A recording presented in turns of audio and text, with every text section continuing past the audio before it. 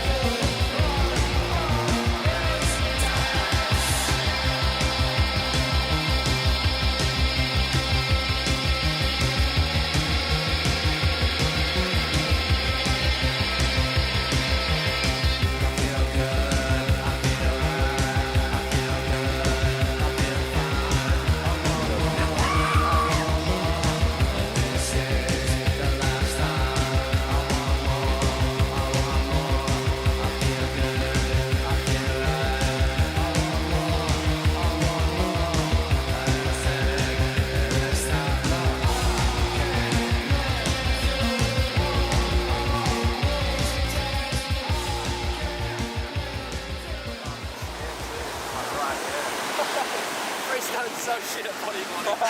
That's smoking a joint up. Yeah.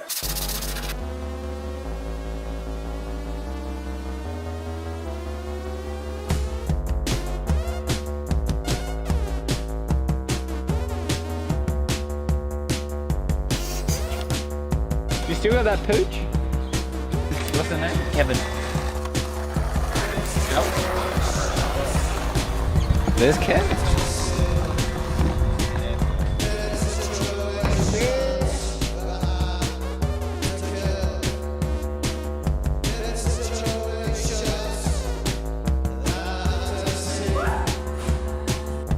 Oh yeah!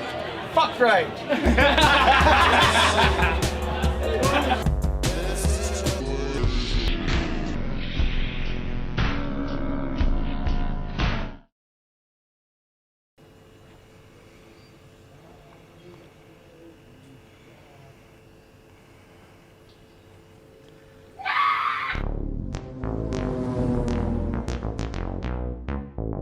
I just need to get out of here. I just want to get in the car and drive.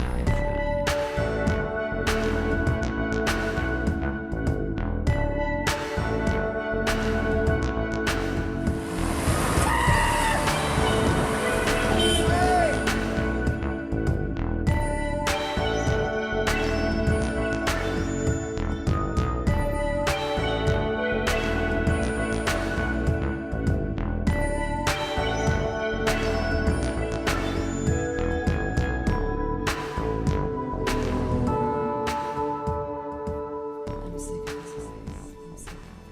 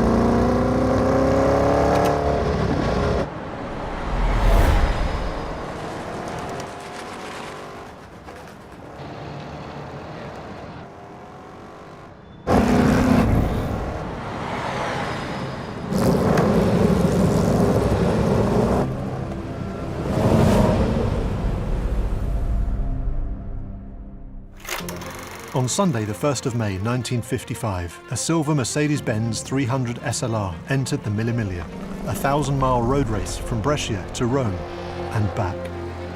Behind the wheel, English driver Stirling Moss. Beside him, his navigator, Dennis Jenkinson, a fearless duo who regularly reached speeds of over 170 miles per hour along the public road route. Driving a 3-litre Mercedes from Brescia, down the coast, across to Rome and north again, he went like the wind all the way. They were so fast that even the planes filming from above couldn't keep up. Just 10 hours, 7 minutes and 48 seconds later, they were back in Brescia, roaring across the finishing line. He finished over half an hour ahead of world champion Fangio. The first Briton to win this race, Moss had scored a supreme triumph. This record-breaking time has never been beaten, and Stirling remains the only British driver to ever win this iconic race. I think my best race certainly was the Mille Miglia. I mean, the only guarantee we had was the finest car ever built. I mean, the 300 SLR is probably the greatest sports car ever built by anybody, any time. To drive for Mercedes was fantastic. But now, the time has come for a well-earned rest and pride of place back in the Mercedes-Benz Museum in Stuttgart, Germany. That is, after one last blast. Somewhere it's never driven before. Somewhere that's never echoed to the sound of its thunderous 3-litre straight-8 engine. Somewhere Sir Stirling loved and where he lived for more than 60 years.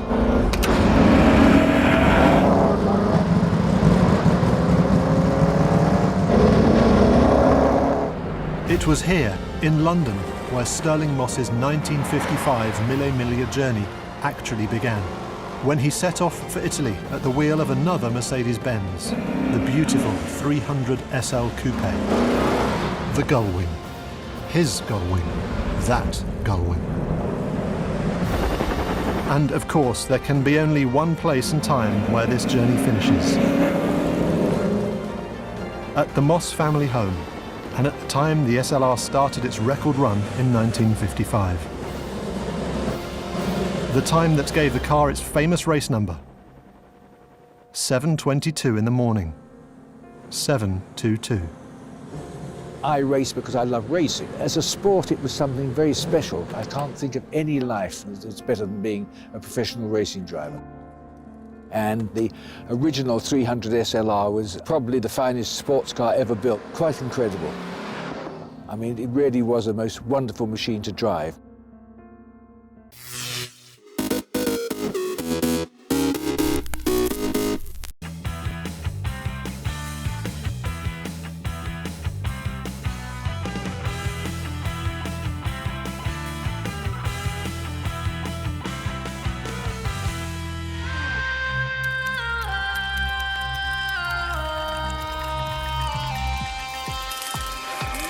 Make me come alive, come on and turn me on. Touch me, save my life, come on and turn me on. I'm so young to die, come on and turn me on. Turn me on, turn me on, turn me on, turn me on. Make me come alive, come on and turn me on. Touch me, save my life, come on and turn me on. I'm so young to die, come on and turn me on. Turn me on, turn me on, turn me on, turn me on.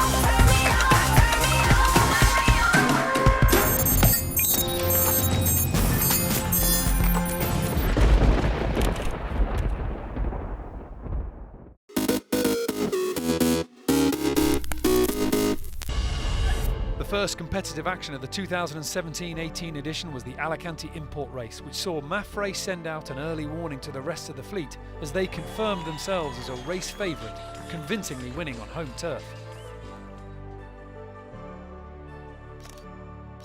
The road to the start wasn't as smooth for Dutch entry T-Max and Abel. Just days before the start of leg 1, skipper Simeon Team Point was replaced, prompting a court case in the Netherlands that reinstated him just in time. 5 seconds to go. Leg 1 was a short sprint through the Strait of Gibraltar to Lisbon. Vestas 11th Hour Racing held on to a small lead to take the win over Mafre and Dongfeng race team. An intriguing start to the offshore action.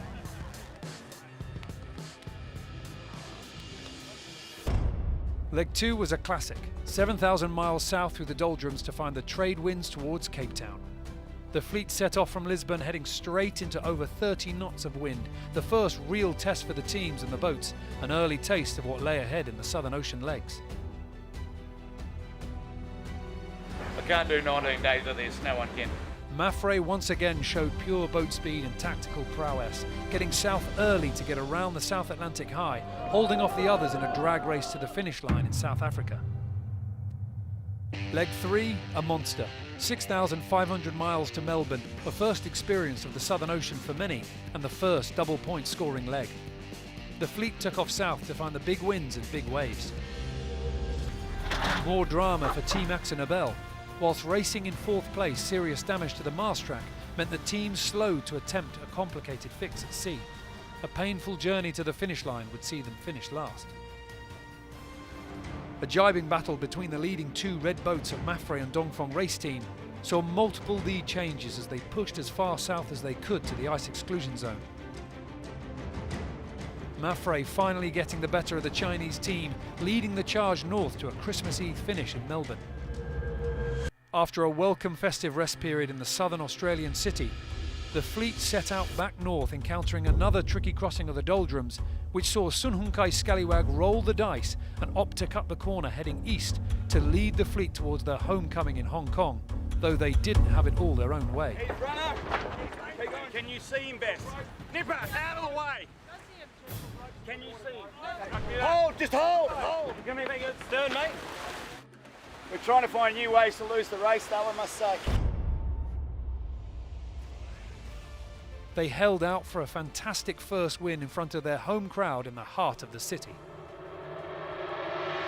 Sadly, approximately 30 miles from the finish, Vestas 11th Hour Racing were involved in a collision with a non-racing vessel, which resulted in the fatality of a crew member from the other boat. Vestas 11th Hour Racing suffered serious hull damage, meaning they would not be able to rejoin the race in time for leg 6.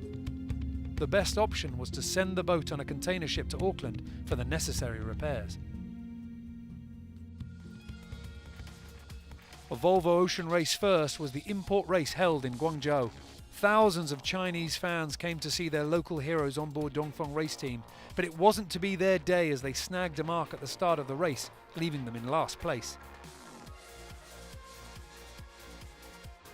Maffrey continued their winning ways in the import series as they mastered the currents of the Pearl River to take the win. Leg 6 was almost the reverse of Leg 4 as the teams chose their routes back south to Auckland. But for the first few days of the leg, the fleet would sail in the opposite direction to where they needed to go in order to find the stronger breeze. I think Auckland is over there, and we're going, I don't know why, but KP must have a really good reason that we're going there. Finally, the fleet turned south for an easier than usual doldrums crossing. Team Axonabel were the first through the light winds and took a slim lead over Sun Hun Kai Scallywag that they managed to hold on to all the way to the finish in Auckland to become the fourth boat to win a leg in this edition of the race. David Witt, Sun Hun Kai Scallywag were hot on their heels, finishing on the podium for a second consecutive leg. Leg 7 posed a significant challenge. 7,600 miles through the fiercest ocean on the planet. The sailors knew that this leg would not be easy. This is the kind of leg where you can lose so much, a lot of stress, and it's going to be tough. Within days, the fleet were battling 40-knot winds, huge swells and freezing temperatures. With the fleet constantly jibing along the southern ice limits within the furious 50s, Team Brunel squeezed into the lead. The tactical situation right now, it's I think about 1,500 miles to go to the Horn. We're in the lead, so that's the good news. We've been going very nicely the last couple of days. On March 25th, everything changed for David Witt's Sun Hun Kai Scallywag. At approximately 1300 UTC, race control in Alicante was informed of a serious situation. British sailor John Fisher had been swept overboard in 35 knots of wind and a difficult sea state. The team conducted an exhaustive search for several hours in extremely challenging conditions, but were unable to recover their teammate. With the weather forecast due to deteriorate further, they retired from the racing to head for landfall in Chile. The news sent shockwaves throughout the fleet. It affected us all quite emotionally. We were very close to Scallywag as a team. Say that our thoughts are with the Scallywag crew and all John's family. Fish as an individual had been a huge supporter of what we were doing and had really made an effort to integrate with the team and talk to all the all the members. We want to give some strength to the guys on board Scallywag, the whole team, of course, onshore. But personally, I know, unfortunately, how difficult it is. And you know, he always gave me some words of encouragement. And I hope to see them safely on shore very, very soon. As Sun Hun Kai Scallywag headed for Chile, the other 6 teams were racing through extreme weather conditions. Mafre was suffering as they attempted to fix damage to their mast track from earlier in the leg. But then, as they approached Cape Horn, the Spanish team's mainsail split into 2 pieces. This forced them to stop in the lee of Cape Horn, make repairs, and nurse their boat into Itajaí. Vestas 11th Hour Racing rounded Cape Horn in second behind Team Brunel. The next day, disaster struck as their mast came down in the lumpy seas of the South Atlantic. Is everybody in a safe place back there? The team made their way to the Falkland Islands where they salvaged a jury rig, which they would use in a race against time to make the start of their next leg in Brazil. Team Brunel held fast, with Dongfeng Race Team snapping at their heels to claim their first victory after a disappointing first 6 legs of the race. Although victory was bittersweet for skipper Bauer Becking. Yes, it has been an epic leg. Thank you very much for the congratulations. But I think we're a little sad in our heart, very sad in our heart. We know why. John Fisher's loss sits very deep with us. But of course, sport-wise, we sailed a very nice leg, so we're confident with that. As the rest of the fleet were finishing the leg in Itajaí, Sun Hun Kai Scallywag had made the tough decision to keep participating in the race in John's The best thing we can do in John's memory is get on the job, get on with it on Sunday. You know, if he was standing behind me right now, he'd be telling me to harden up. Don't be soft and get on with it, and that's what we're going to do on Sunday. Leg 8, a push back into the Northern Hemisphere. On paper, a simple reach all the way to Newport, Rhode Island, but it would prove anything but. For the first few days, upwind conditions demanded strategic risk-taking, and it was D. Kafari's turn the tide on plastic that made the best of it, leading the fleet around the corner of Brazil with another equator crossing on the horizon. Everybody's ready to jump in front of the others. As the breeze shut down off the coast of Newport and with thick fog engulfing the boats, Mafre crept past Team Brunel just metres from the line. Delight for Xavi Fernandez's team, disappointment and frustration for Bauer Becking.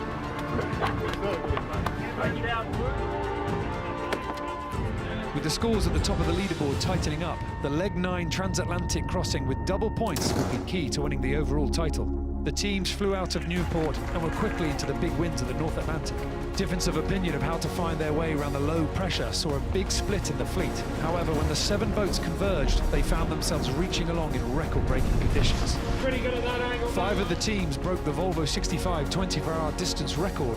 However, it was Team AkzoNobel who went one step further in setting a new outright Volvo Ocean Race record. 602.54 miles were covered by Simeon Team Point and crew, an impressive feat in the one design class. I would have bet the house you couldn't do 600 in one of these boats. While Team AkzoNobel were writing themselves in the history books, it was the other Dutch team that were victorious, taking the maximum 14 points at the finish line in Cardiff. Bauer Becking and his team were on the charge towards the top of the leaderboard. You know, you have good moments, you have bad moments. But I think right now, the team is in a really good fashion. I think as well, you can start dreaming about things sometimes. You can start thinking about this is actually really possible. But I think that the really good thing is we're feeling all good, and we actually think we can win this thing. After a light and fickle start to leg 10, and with multiple lead changes, the fleet passed the top of Scotland and found themselves once more in tough conditions, blasting across the North Sea in 30+ knots of breeze. Do you promise me these are the last days of water, getting water in our faces? It's been a tough old race for having plenty of water over the deck and lots of wind. I guess we'll try and enjoy the last of it and be glad when it's over. Only a stellar performance from Team Brunel would see them with the chance of the overall win in The Hague. And incredibly, they cruised past first Dongfeng Race Team and then Mafre. The once invincible reaching speeds of the Spanish boat had been overcome. Finishing in the Swedish city of Gothenburg once more on the top step of the podium meant 3 teams were now tied at the top of the leaderboard on 65 points. Over 44,000 miles of racing completed, and it was all to come down to the last 900-mile sprint to the ultimate destination, The Hague. The order the top 3 would finish their leg would be the order they stand on the final podium. The final leg was to include a rounding of a waypoint in the city of Aarhus. Dongfeng Race Team were first around with Mafre in hot pursuit.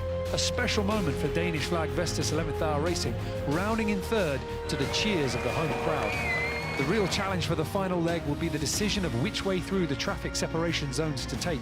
Either stay offshore playing the shifts or hug the coast of the Netherlands in the hope of better breeze. Dongfeng race team were the first to lay their cards on the table, bearing away and heading towards the coastal option. But Team Brunel and then Mafre opted to stay offshore. The Chinese boat knew that in the short term they would lose miles to their opponents, whilst Team Brunel and Mafre were also concerned that Dongfeng race team would have the favourable conditions in the final miles of the leg. An agonising final night, not just for the three teams, but also for their fans, as over 9 months of racing would boil down to the final nerve-wracking miles. Until just 6 miles out, no one knew who would prevail and emerge victorious. The final mark of the race saw Dongfeng race team pass first, just 3 miles ahead of Mafre, and with a huge flotilla of boats surrounding them, they crossed the final Inmarsat finish line with emotions running high. Charles Cordrelia realising his dream and etching the name of Dongfeng race team on the trophy after skippering his team to victory in the 2017-18 Volvo Ocean Race.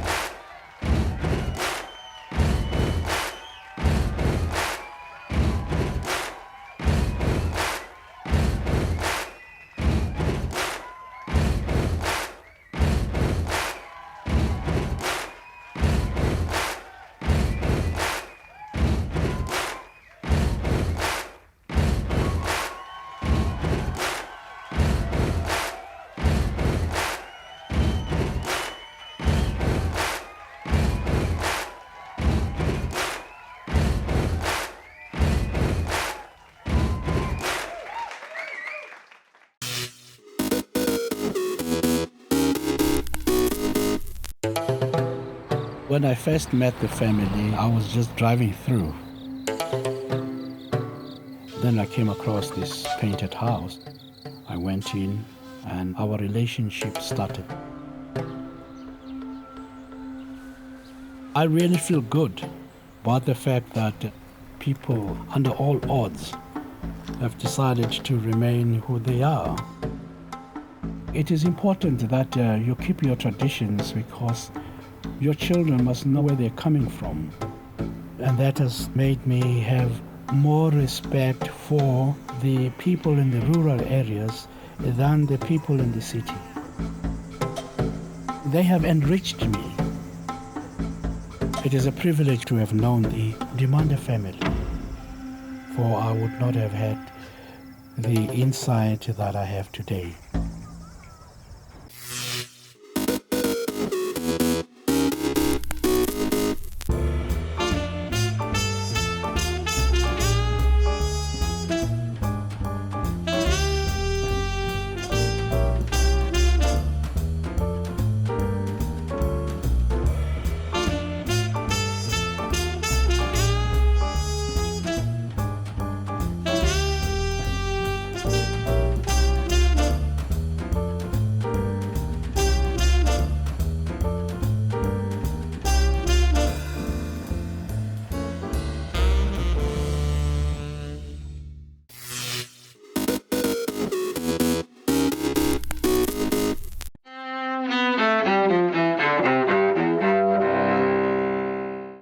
September 6, 1901.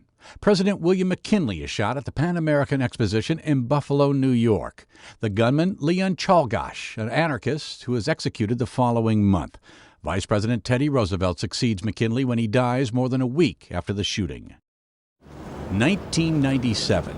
Britain and the world bid farewell to Princess Diana with a funeral service in London's Westminster Abbey. And in Calcutta, India, weeping masses gather to pay homage to Mother Teresa a day after her death. 1916. Clarence Saunders opens the first self-service grocery store, the Piggly Wiggly, in Memphis, Tennessee. 1998. Akira Kurosawa, one of Japan's greatest filmmakers, dies in Tokyo at age 88. His work has influenced movies far and wide, from Hollywood westerns to Star Wars. And 1943, Roger Waters, co-founder and former frontman for the rock group Pink Floyd, is born in Surrey, England. Today in History, September 6th. Tim McGuire, The Associated Press.